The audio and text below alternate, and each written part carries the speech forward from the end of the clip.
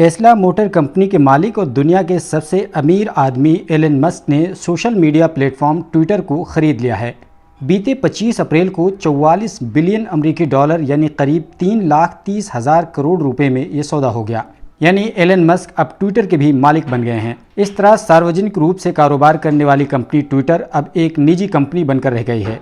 आपको बता दें कि एलन मस्क ने 14 अप्रैल को ही ट्विटर को खरीदने के लिए ये बोली लगाई थी, लेकिन ट्विटर की बोर्ड कमेटी ने उसको मंजूर नहीं किया था। अब जबकि बोर्ड कमेटी की ओर से मंजूरी दे दी गई है, तो आधिकारिक तौर पर ट्विटर का मालिकाना हक एलन मस्क के खाते में चला गया है।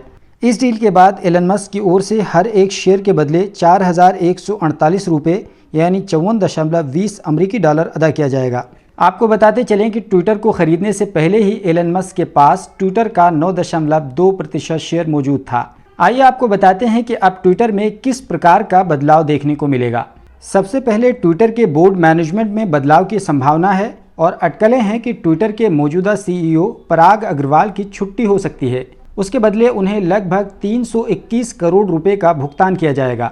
हालांकि पराग अग्रवाल ने अब तक इन अटकलों पर कोई भी प्रतिक्रिया नहीं दी है। हाँ, इतना ज़रूर कहा है कि इस डील के बाद ट्विटर का भविष्य अनिश्चित हो गया है। ट्विटर के फीचर्स के बदलाव की बात करें तो एलन मस्क ट्वीट में एडिट ऑप्शन के पक्षधर रहे हैं, इसलिए ये माना जा रहा है कि कुछ दिनों बाद ट्वीट में एडिट का ऑप्शन देखने को मिलेगा। साथ ही एलन मस्क बीते सालों में कई ट्विटर अकाउंट को बंद किए जाने का भी विरोध कर चुके हैं। मुख्यतः 8 जनवरी सन 2021 को डोनाल्ड ट्रंप का अकाउंट बंद किए जाने पर प्रतिक्रिया जाहिर करते हुए एलन मस्क ने कहा था कि हर किसी को अपनी बात रखने की आज़ादी होनी चाहिए, चाहे आप उससे सहमत भी ना हों। दिलचस्प बात यह है कि ये सब बातें एलन मस्क ट्विटर पर ही कहते रहे हैं। ट्विटर को खरीदने के बाद एलन मस्क ने अपने इस प्रतिज्ञा को दोहराते हुए ट्वीट किया है और कहा है कि मेरी सख्त आलोचना करने वाले भी ट्विटर पर रह सकते हैं, क्योंकि फ्री स्पीच का यही मतलब होता है। उन्होंने फ्री स्पीच के हवाले से ऑनलाइन सर्वे में लोगों से पूछा था कि ट्विटर फ्री स्पीच को महत्व नहीं देता है, तो क्या ऐसे में नया सोशल मीडिया प्लेटफॉर्म बनाना चाहिए। उस पर बहुत सारे लोगों ने सुझाव दिया था, क्यों ना आप ट्विटर को ही खरीद लें। बस यहीं से एलन मस्क के दिमाग में ट्विटर को खरीदने का आइडिया आया था।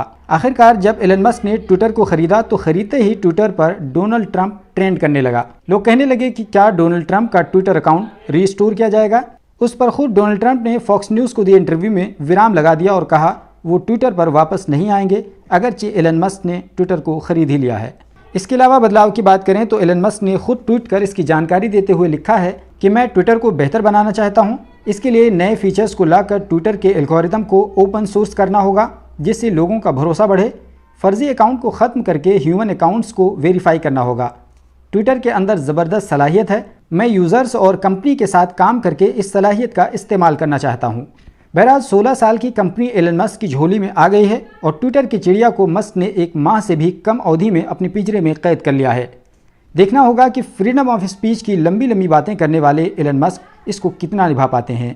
Bureau report, global boundary. Alpha hospital and trauma centre, engineering college चौराहा, सीतापुर रोड, लखनऊ।